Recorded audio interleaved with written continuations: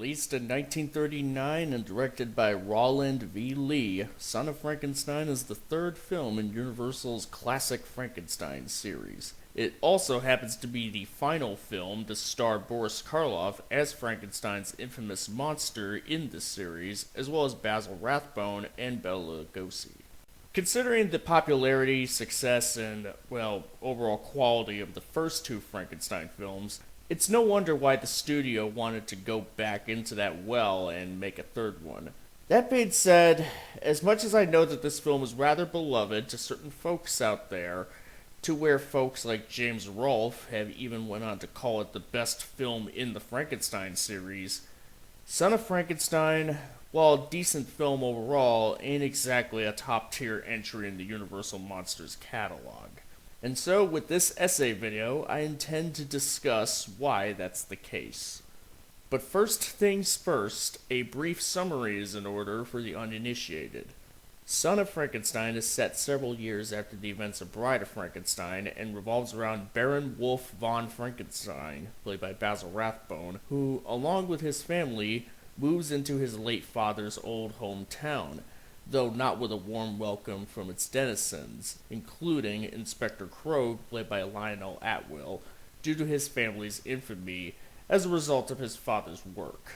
When he's all settled in, Wolf finds himself crossing paths with a crazed escaped convict named Igor, played by Bela Lugosi, who reveals to him that the Frankenstein monster, played by Boris Karloff, is still alive but dormant. Wolf sees the revelation as an opportunity to try to put his family name back into the town's good graces by bringing the monster back into consciousness to be tamed and trained into becoming more docile. However, Igor has other plans which involves using the monster as his tool of vengeance, which will put Wolf and his family into jeopardy. So the first thing that I want to discuss before we get into the meat and potatoes of the story and character writing is how this film sits in conjunction with its predecessors in terms of continuity. That being said, however, I will have to say up front that as we progress, we're going to be seeing problems, which I have compiled together into two big points here in regards to that, as well as how the film stands as a sequel. Point number one. The laboratory and where it's placed.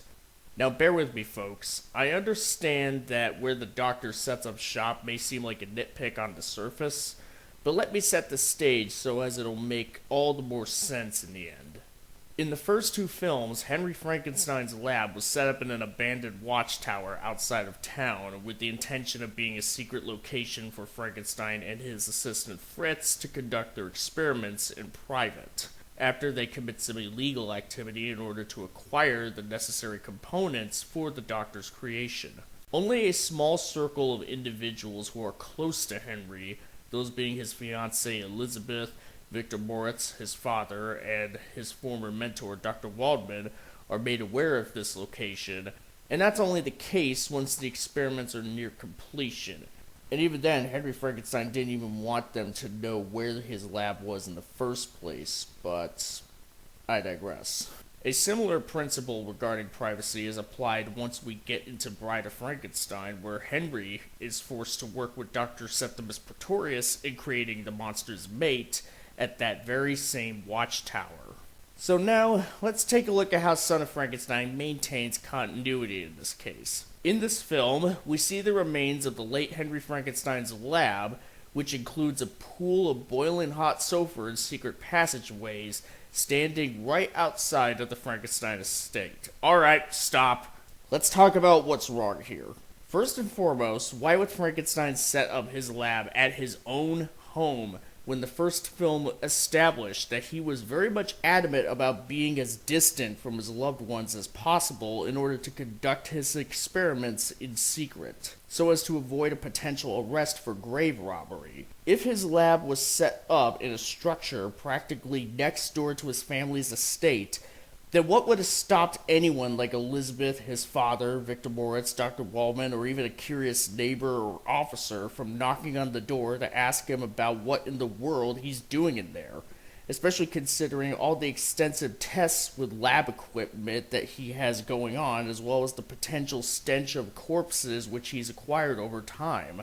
In fact, having the laboratory set up this close to Frankenstein's mansion as opposed to somewhere outside of town does even more damage to Bride of Frankenstein than the first, because Dr. Pretorius, the villain of that story who commits to more insidious actions for the sake of creating the monster's mate, would be a brain-dead moron for setting up shop at the home of the man whom he's blackmailing into working for him. Meanwhile, in Son of Frankenstein, the lab is set up this close to the Frankenstein estate so that it would be more convenient for characters to get from point A to point B more discreetly. Because if the lab was set up as it was in the prior films, Wolf and Igor wouldn't be able to get to the lab as discreetly as they do, since they'd have to exit through the town first just to get there, which could draw unwanted attention onto themselves, and the monster wouldn't be able to sneak off with Wolf's son towards the end of the film. And as far as the secret passageway is concerned, if we are to go off this film as the new canon as opposed to the previous films, yeah, I don't even want to entertain that, but just for the sake of this video, let's just go ahead and do it. When would Henry Frankenstein have had the time and privacy to secretly build this passageway into his lab?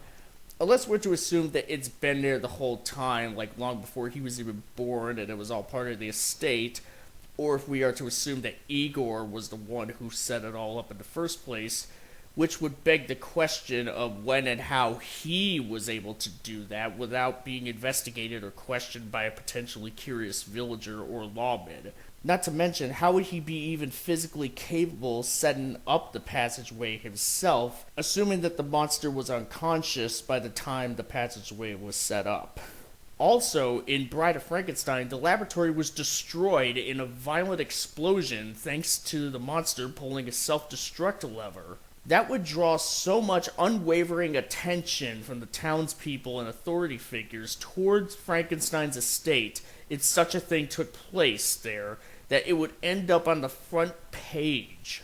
On top of that, why would Frankenstein set up his lab to self-destruct by the pushing of a lever right outside his own home, where debris, rubble, fire, and so on could potentially damage his home or injure anyone nearby? The lever was already pretty questionable in practice in Bride of Frankenstein, considering that Frankenstein only had seconds to get out of that watchtower before the ensuing destruction could end up killing him, if he was to be the one to pull the lever himself.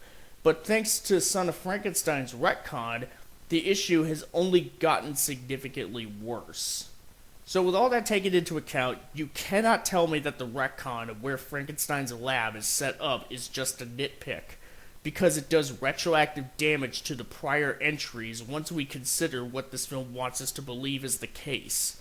If we are to be critical of the likes of Pacific Rim Uprising for providing conflicting and contradictory information that retcons what was established in its predecessor and doing so for the worse, just so it could tell the story that it wanted to tell regardless of how much the first film would make it improbable, then Son of Frankenstein should be called out for doing something similar, even if the damage that it deals may arguably be not as extensive.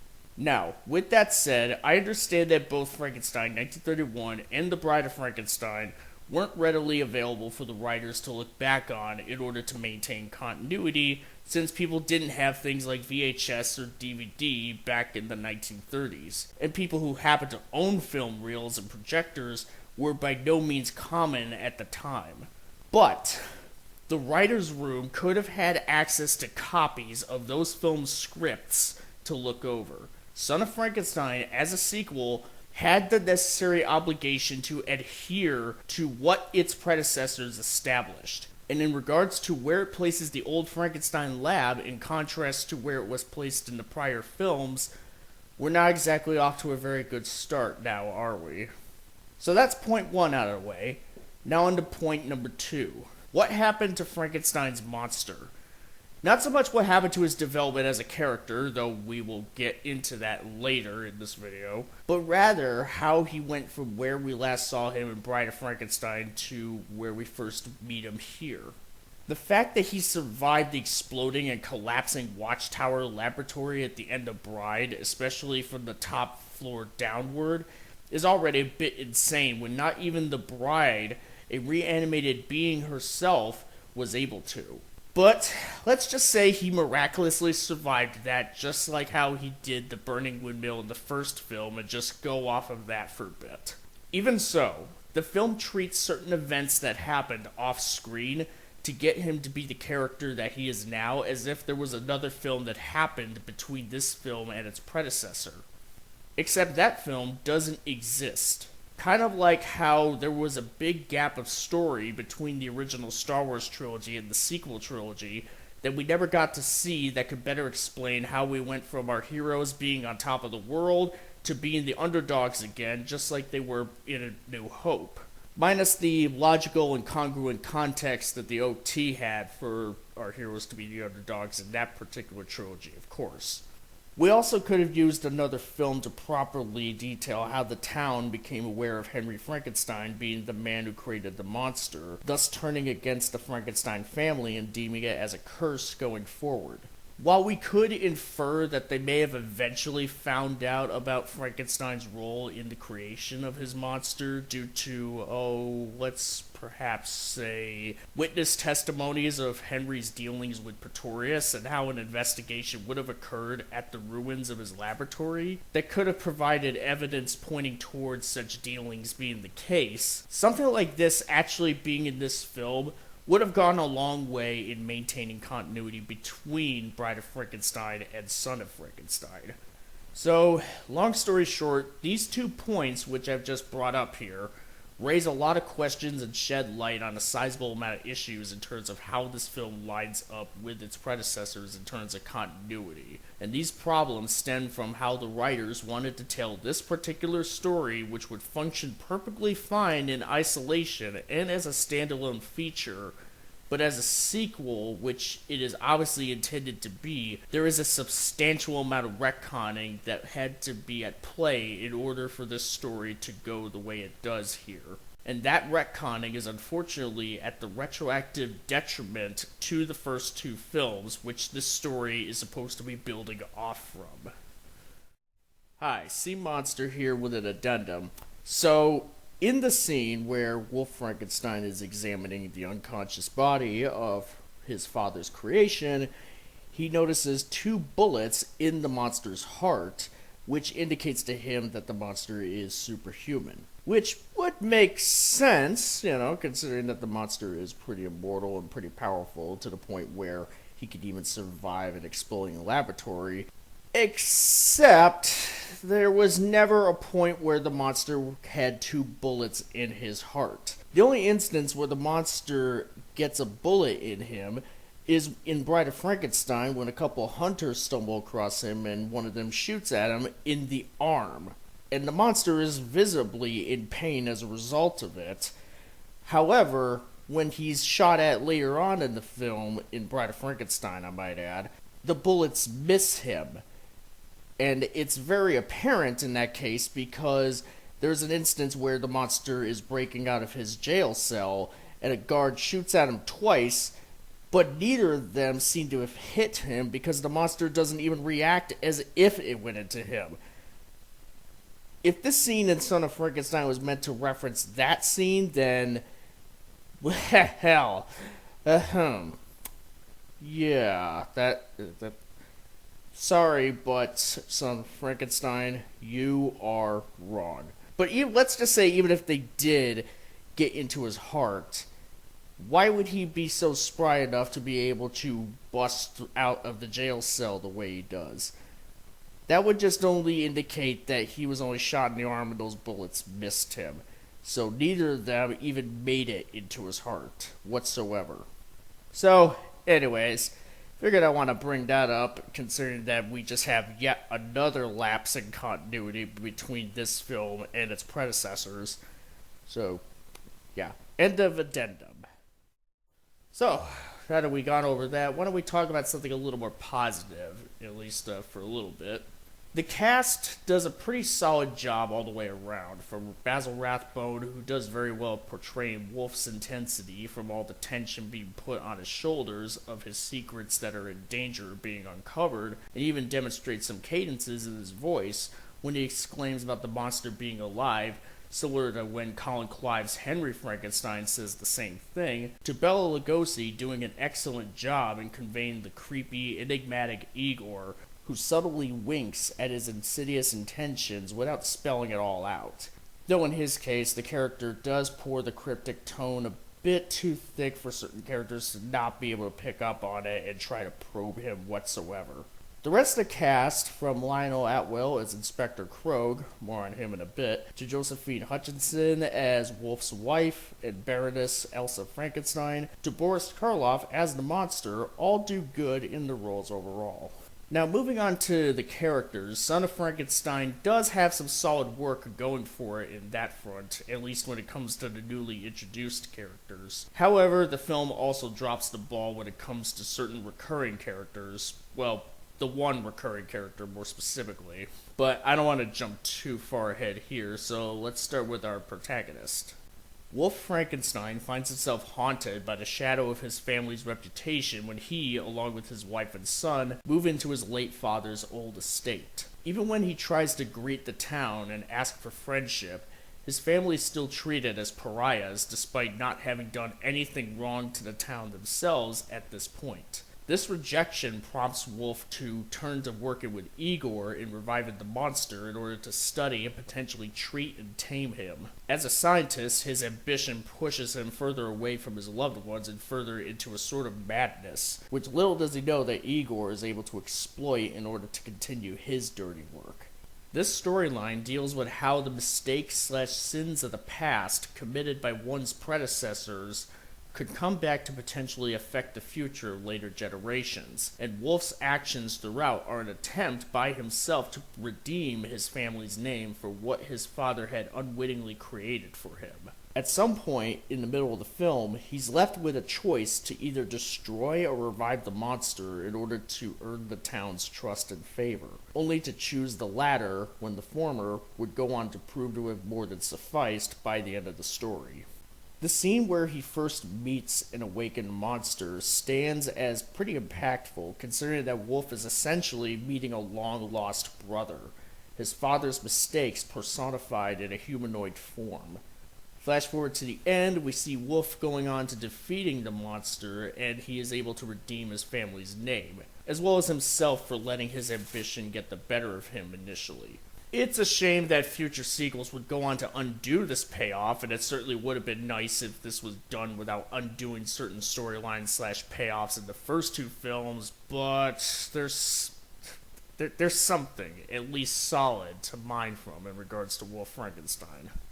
The one part of this film regarding Wolf, or decisions made by him, that doesn't really line up, let's just say, is when Krogh threatens to have him arrested for being complicit in the monster's killings. Even though Wolf has every reason to attest that Igor was controlling the monster and made him kill the remaining jurors, especially when Wolf himself witnessed Igor demonstrating his command in an earlier scene. Wolf already knows that Krogh is distrustful of him, very, very distrustful of him, I might add. So by this point, it would only benefit him by saying that Igor was the one who made the monster kill. Even if he confessed to have brought the monster back to life, he would have at least tried to justify himself by saying that he was going to try to keep the monster from inflicting any further calamities and that he had no idea about Igor's true intentions, so as to get a lighter sentence if nothing else. By this point, the jig is pretty much up, and since he literally just told Krogh that he shot Igor to death in self-defense, Wolf had the chance to paint himself in a better light with the truth, but instead he just doesn't for whatever reason, when by this point, winning over Krogh's trust with a testimony would be the most advantageous thing that he could possibly do. But even with that bit of writing there near the end in mind, Wolf Frankenstein is a good, well-realized protagonist for the most part that bolsters the film's thematics in a mostly congruent and meaningful way. The next character on the docket, we have Igor, a convicted criminal who was tried and hanged for grave robbery, but is considered to be dead even though he's shown to be pretty alive and well despite the broken neck to show for it. From then on, he remains in hiding like a specter in the night. He went on to meet the Frankenstein monster around the wreckage of Frankenstein's laboratory, and even uses him as a tool to try to kill the jurors that got him hanged, only for the monster to get struck by lightning and go unconscious, and thus delay his further plans. And so Igor goes on to search for a means to resurrect the infamous creature and use him to continue his devious work. After successfully having Wolf resurrect the monster, and after having all the remaining jurors killed, however, Igor goes on to be gunned down by Wolf, who realizes what he had done. His death then facilitates the tail end of the story, where the monster begins a retaliation against Wolf and his family. So Igor is a pretty good villain, all things considered. Pretty straightforward, I would say. But there is quite a huge wrench in his plan, which the film doesn't even realize is a wrench, that could have caused it all to go downhill at a certain point. We have a character named Benson, the butler in the Frankenstein estate, who mysteriously disappears at some point, and it's heavily implied that Igor and the monster had something to do with it. Later on, Inspector Krogh, while investigating throughout the mansion, discovers the secret passageway to the lab, where in there lies the corpse of Benson, which more than confirms that Igor and the monster actually did have something to do with the butler's disappearance.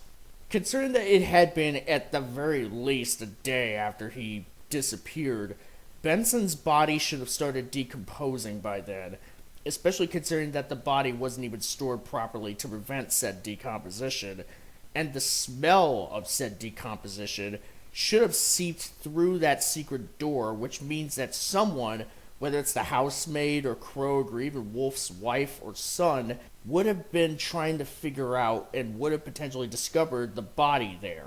And that discovery would have happened much sooner than it actually does here, and that could have led to Igor's plan being thwarted.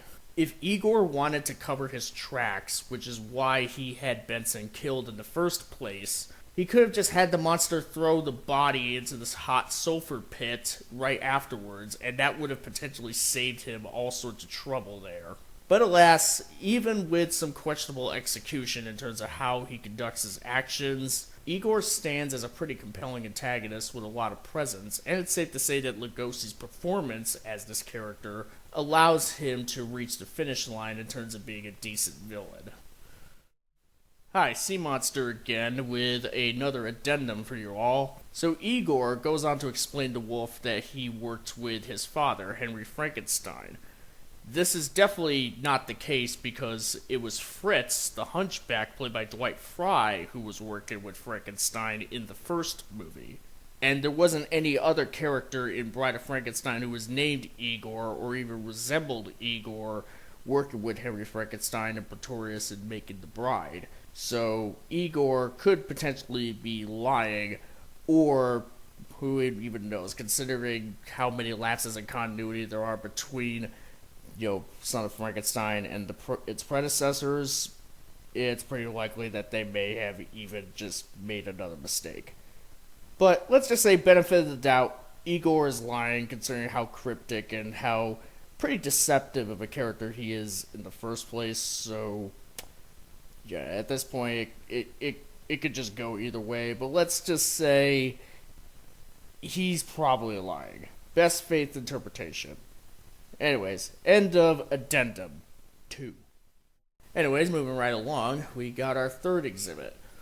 Krogh is an inspector in the town's police force. Through a conversation with Wolf, he's established to have once encountered the Frankenstein monster as a child, and he had his arm torn off by the monster, hence his wooden prosthetic arm. It's a compelling and even somewhat chilling backstory, and the scene where Krogh tells it to Wolf is well acted by Lionel Atwill as the inspector himself, and it gives us a pretty solid understanding for why he's so apprehensive towards the Frankenstein legacy. Unfortunately, it doesn't line up with what we were shown in the first two films whatsoever, because neither film featured a scene where the monster met a young boy and accidentally ripped his arm off when being shot at by the boy's father.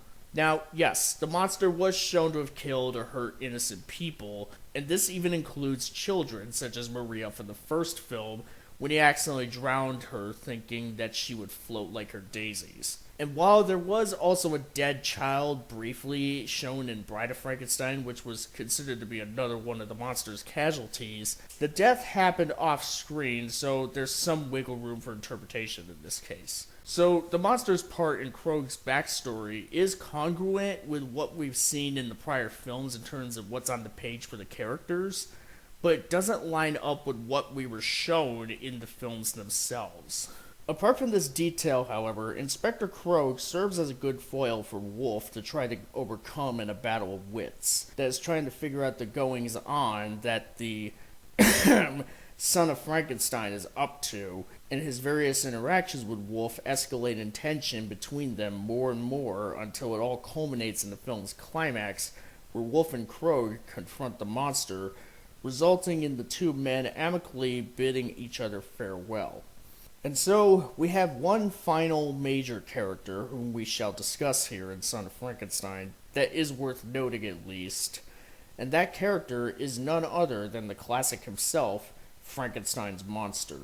Sadly, though, this is the character that comes out of this film the most damaged out of everybody thanks to how he's portrayed. The monster, as he was presented in the first two films, was established to be a sort of lost soul due to his upbringing. After life was given to him by Henry Frankenstein, he was seen as not much more than an experiment of creating a man from nothing, just to see if he could. However, after enduring abuse and after being failed by his creator to be raised on how to control his sheer power and emotions, the monster became wanted by the law and seen as, well, a monster by the townsfolk. From then on, all he wanted was friendship. Someone who could show him the kindness and compassion which he desperately needed. After several failed attempts at finding a friend, he meets Dr. Pretorius, who offers to give him a mate. Little does the monster know that Pretorius has ulterior motives, and that he would be used as merely a tool for the Mad Doctor to strong-arm Frankenstein into creating the mate. Even when the bride is finally created and offered up to him, the monster is still ultimately rejected. Feeling betrayed and realizing that Pretorius is someone who belongs dead like him, he allows Frankenstein to escape, essentially letting go of his vendetta towards his creator, and stays to destroy the lab and rid the world of himself, or, so we're led to believe, the bride and Pretorius. So now, we come into Son of Frankenstein, and it seems as if he went a full 180 on what we understood him to be since the end of Bride. From him not recognizing his own reflection in the mirror and being unhappy with his appearance, which was more or less exactly the same as when he splashed away his reflection in Bride, to his willingness to commit to murder and other such crimes for an outside ulterior force, which he initially seemed to have learned a lesson from after his experience with Pretorius. The monster is basically back to square one for no congruent reason. He's established to have been killing most of the jurors who had Igor hanged before being struck by lightning, resulting in his coma prior to the events of this film. So he's just unconscious for the first half of the story. Then, after he awakens halfway through, the monster just goes on to kill the last jurors standing, only to be confronted and defeated by Krog and Wolf after taking Wolf's son Peter, whom he's set up to have met earlier in the film, granted. Basically, the monster is not much more than a side note in the story, which is so disappointing considering how much more of a presence he had, as well as how integral and purposeful his role was in the first two films. In fact, considering his journey in the first two films, having the monster be another man's pawn for murder and vengeance here is essentially an assassination of his character, considering that he was willing to save his creator, the man whom he held a deep-seated hatred for up to that point, from someone who manipulated them both for an ulterior motive. He was even willing to let himself die so that his creator would live. But I guess Igor had him walk back on all that, despite him clearly being much less subtle in his motives than Pretorius ever was. And this is all even more of a shame considering that Boris Karloff actually does well with the rather underwhelming material which he's given, especially when he's able to have the character convey what he's thinking and feeling with no intelligible dialogue other than the occasional "Arrgh." including but not limited to when the monster is grieving over the death of Igor. But even with all this in mind, this is still ultimately a big step backwards from what we got back in the first two films, especially what we got back in Bride of Frankenstein, which really mined a lot of really good storytelling for this character, which this film ultimately just undermines, let's just say. So, overall, the character writing is, for the most part, pretty solid for most of the characters in this film, save for one recurring character who unfortunately suffers greatly on the page. And thus, we now come to the end of this particular essay video.